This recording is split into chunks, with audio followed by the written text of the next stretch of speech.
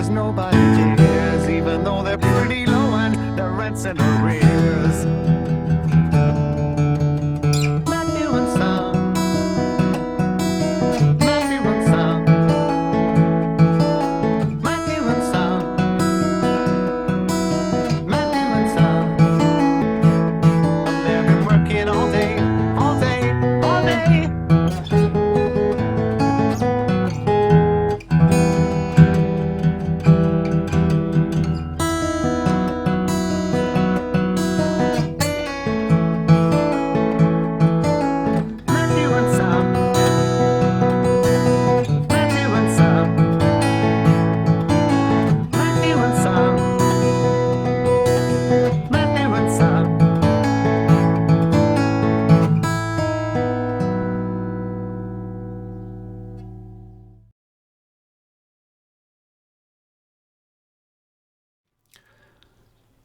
Matthew and Son, Cat Stevens. We're in the key of E minor for this one, although you'll find it slips into E major from time to time.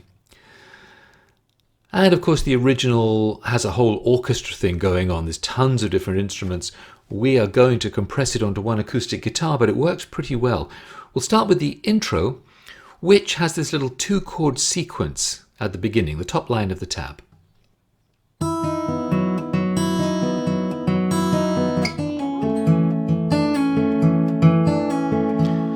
Would then repeat that. The first chord is a B type chord, but it has an added E note, so it's B with an added 11th. What it is the A shape. However you play A, what's your normal A kind of shape? Whatever way you play that, bring it up 2 frets to the 4th fret. And we're simply going to play strings 1, 2, 3, 4,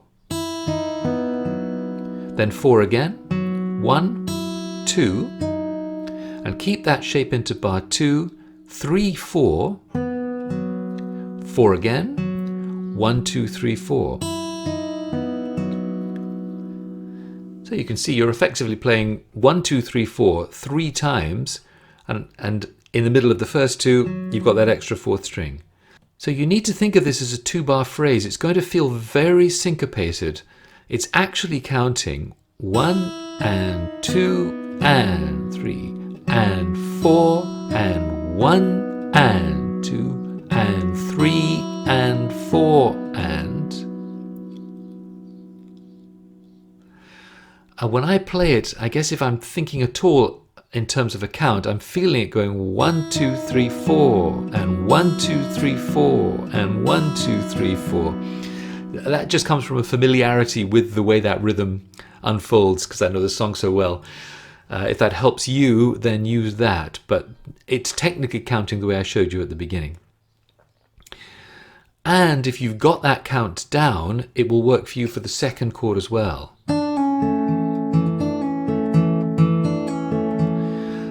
Now, this is an A chord, and there's several ways we can play this. I experimented with a few of them. The obvious one is to bring the shape you were just playing down 2 frets, but you need to start by adding the little finger on the 3rd string 2nd fret, because you're going to pull off the 2nd string from 3 to 2. And then 3, 4, 4, pull off the 2nd string, 3, 4, 4, pull off the 2nd string, 3, 4. Now I used that for a while as I was practicing this piece, and I eventually found that just getting that little finger there quickly enough was not for me the most effective way of playing this. What I ended up doing is half barring the 2nd fret, because you're never going to play the 1st string, and pulling off the 2nd string from here. I use the ring finger, you could use the middle. So the pull off now comes middle finger to the bar, and then 3, 4, 4, pull off to the bar, 3, 4, 4, pull off to the bar, 3, 4. That's how I ended up fingering it. Whichever way you do it, you're going to find that the final note of each sequence will be somewhat blurred, because you're inevitably, at the speed this piece is played, inevitably you're going to be moving whilst that 4th string should be being picked. Here's what I mean.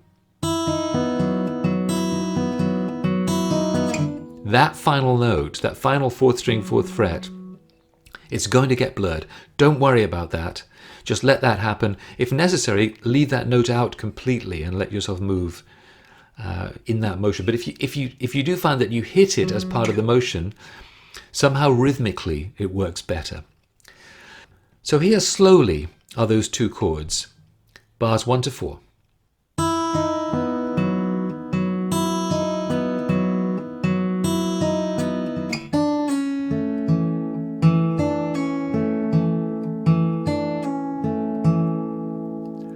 You play that twice, and then you're going to come into a regular E minor chord at bar 5 and start pumping the 6th string on all the 8th notes and slightly mute it.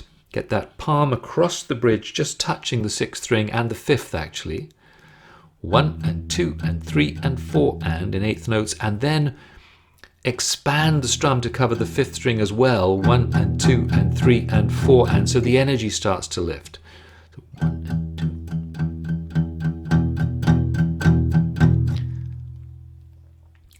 Notice that you're accenting all the beats. That's really important for this song. When you do this palm muted strumming, it must accent the 1, 2, 3, 4 and de-accent the ands.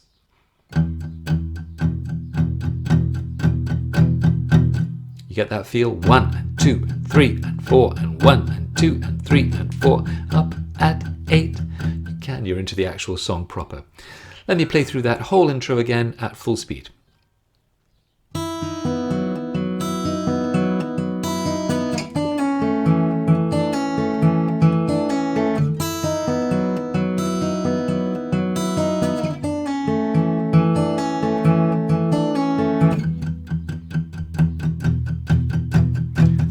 At 8.